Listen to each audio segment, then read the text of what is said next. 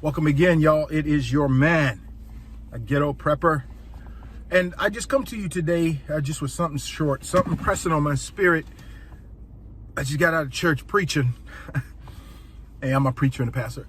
But something has been pressing on me to share with you all is that, again, I've told you I have gotten supplies for my family, and I have been building these supplies for some months now.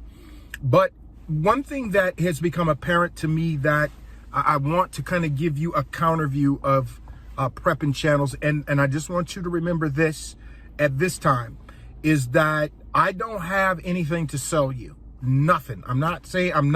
There's no paid promotions in here. I don't have enough subscribers. I just started a channel like a week ago. Yeah, week and a half ago. This is one of my many YouTube channels. So I don't have anything necessarily to sell you.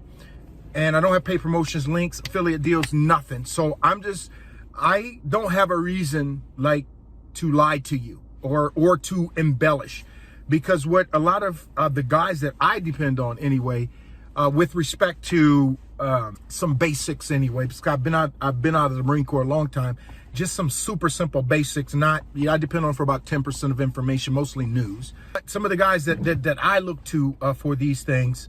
And I want you all, if you haven't, to go to Canadian Prepper. That guy, I love him. I just love him. Now, he's an alarmist. He's a prepper. I think anybody that's a prepper, a hardcore prepper like that, is going to be an alarmist. So he'll get headlines. He'll suck you in. And if you listen to him, you'll think World War III has started. But World War III has not started first. This is the first thing I want to address. Because there's the United States and then there's Russia, and they're fighting a war through a proxy, which is Ukraine. Now, NATO could get involved. Even if you say it's NATO against Russia, that's still necessarily not a world war. It's NATO against Russia, because NATO is one organization. And when we talk about world war, that can be many organizations first. Second, those nations can make up a conglomeration, but the essentials of this is, in bless his heart, Canadian Prepper, they're hinting and saying basically World War III started, and that's not true. Not saying it's not going to, but right now it's United States and Russia through their proxies, because believe me when I tell you, the United States is running NATO. Right now they are.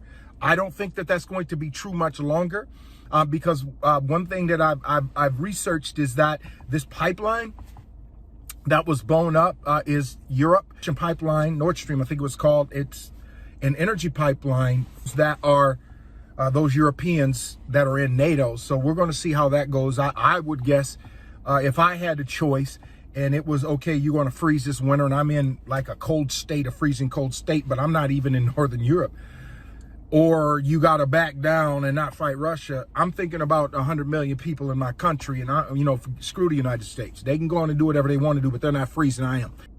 You have to understand that a lot of these guys, they have they have an alarmist attitude. And I'm former military, the United States Marine Corps, as I told you. I was in the first Desert Storm. I was in boot camp, as a matter of fact, Marine Corps boot camp, San Diego, when Saddam rolled into Kuwait in August of 1990. And 6, 7, 8 months later, boom, it was on. And it's been on since then. I was in Somalia in 93. A little while after those choppers went down. I mean, I've shown you images of me there as a part of that supposed UN peacekeeping force. That's not what we were really there to do. They hid, at that time, Bill Clinton was new into office. They hid us under peacekeeping, but that's not what we were there to do. That was not that at all. And it was the 1st Marine Expeditionary Force. The second part of this thing I want to tell you, again, World War III has not started. So that's alarmism, because again, they have products to sell you. But and I'm not saying don't buy them, but the second part of that becomes important to this discussion is the reality that when we speak about prepping in general, those prep stores, again, they have a business model. I'm not hating on them. I would do it. But a lot of what they are doing, this is a lot of their stuff is even beyond basic survival. And some of their advice is like to preserve either the lifestyle you have now or during this big outage. And what I mean by that is, once this thing goes down, whether it's nuclear war, grid down for years, whatever it is, you have to forget about the life you have now. You don't need to buy a bunch of junk from even the prep stores that are going to preserve the lifestyle you have now. What you need to do, black folks, I'm especially talking to you. What you need to do is learn a different way of living, and you need to start thinking about that now. So when we went into the Corps, this drill instructor said something: life as you know it is over. And they weren't saying life is over. They were saying life as we knew it was over. And what that means was the freedom we have, the civil rights we have, all the accoutrements, the decorations of life that some had, we didn't have, I was super poor.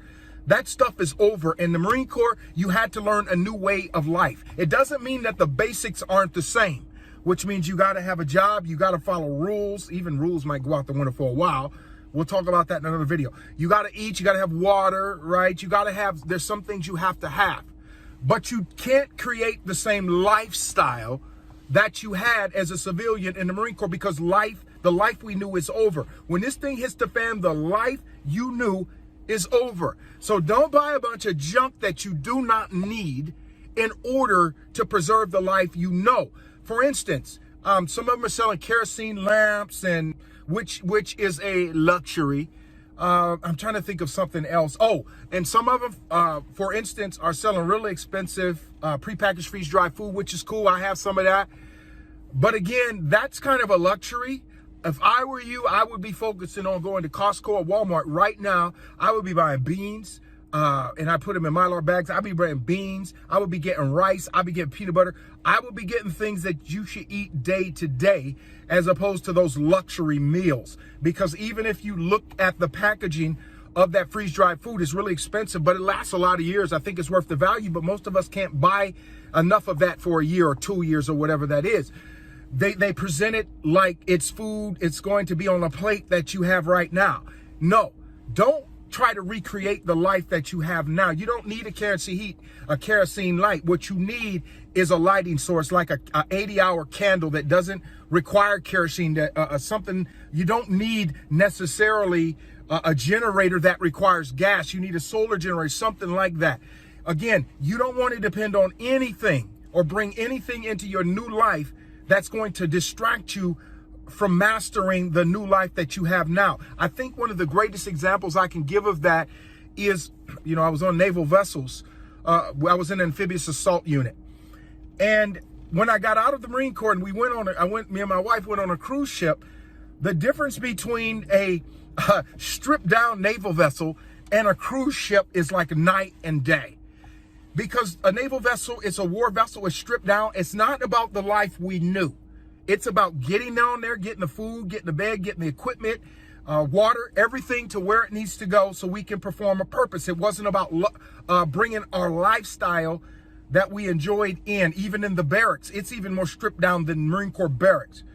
But when you go to a cruise ship, they recreate the lifestyle most people have, plus a little bit more luxury, because they want people to come and they want it to be as comfortable as possible.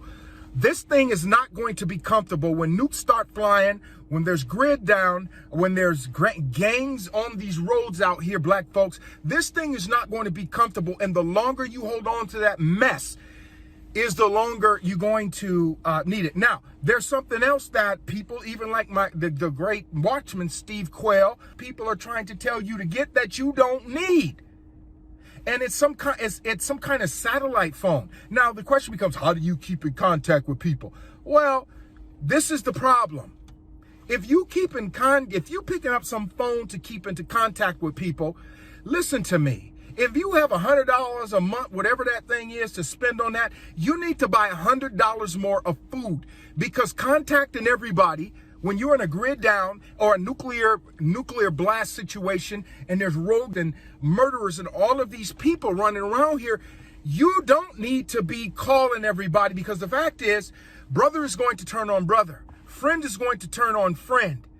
And especially with our sisters, them dudes that you mess around with now, they're going to be trying to survive too. You think they ain't going to partner up with some other predators and come and prey on you and your family if you call them up? You don't need a satellite phone. But for me and my family, if this thing goes down, we're going to be communicating with as few people as possible.